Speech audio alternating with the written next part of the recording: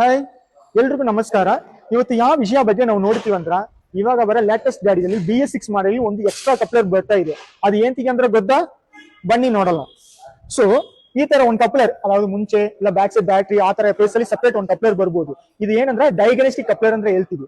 So ಇದು ಏನ್ use ಮಾಡ್ಬೇಕಂದ್ರ ಒಂದು ಟೂಲ್ ಇದೆ, OBD on board diagnose tool. ಓಕೆನಾ? ಸೊ ಇದನ್ನ ನಾವು ಕನೆಕ್ಟ್ ಮಾಡ್ಕೊಂಡು ಇದಕ್ಕೆ ಮ್ಯಾಚ್ ಮಾಡ್ತಾರ, ಇದರಲ್ಲಿ ಕನೆಕ್ಟ್ ಮಾಡಬೇಕು. ನೆಕ್ಸ್ಟ್ ಇದು ಮ್ಯಾಚ್ ಮಾಡ್ತಾರೆ ಪಿನ್ ಕಪ್ಲರ್ ಕೇಬಲ್ ಕನೆಕ್ಟ್ ಮಾಡ್ಬಿಟ್ಟು ನಾವು ನೆಕ್ಸ್ಟ್ ಏನ್ ಮಾಡ್ಬೇಕಂದ್ರ ಕೀ ಆನ್ ಮಾಡ್ಬೇಕು.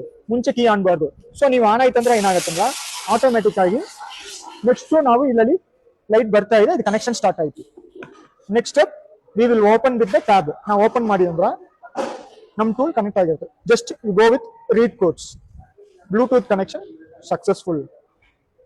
ಸೊ ನಮ್ದು ಇವಾಗ ಏನಾಯ್ತಂದ್ರ ಇದು ಟೂಲ್ ಮತ್ತೆ ಎರಡು ಸೇಮ್ ಪೇರ್ ಆಯ್ತು. ನೆಕ್ಸ್ಟ್ ನಾವ್ ಏನ್ ಮಾಡ್ಬೇಕಂದ್ರ ಇದರಲ್ಲಿ ಯಾವ ಮೇಕ್ ಇದೆ? ಇದು ಅಪ್ರಿಲಾ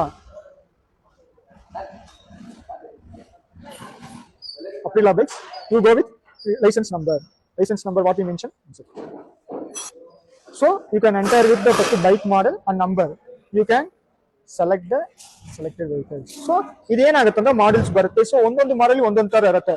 ಒಂದೊಂದು ಗಾಡಿಲಿ ಇಂಜಿನ್ ಮಾಡೆಲ್ ಮಾತ್ರ ಬರ್ಬೋದು, ಒಂದೊಂದು ಗಾಡಿಲಿ ಇಂಜಿನ್ ಮಾಡೆಲ್ ಮತ್ತೆ ABS ಮಾಡೆಲ್ ಎರಡು ಬರ್ಬೋದು. ಸೊ ನಾವು ಇಂಜಿನ್ ಮಾಡೆಲ್ ಸೆಲೆಕ್ಟ್ ಮಾಡ್ಕೊಂಡು ಇಂಜಿನ್ ಮಾಡಲ್ ಸೆಲೆಕ್ಟ್ ಅಂದ್ರೆ ಟಿಕ್ ಬರ್ತಾ ಇದೆ, ನಾವು ಸೆಲೆಕ್ಟ್ ಕೋಡ್ ಅಂತ ಕೊಡ್ಬೇಕು.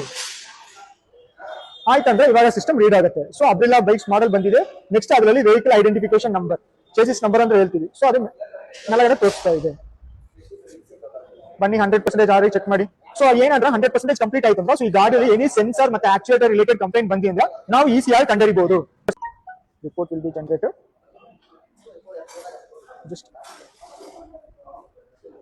no fault codes will be. Thank you.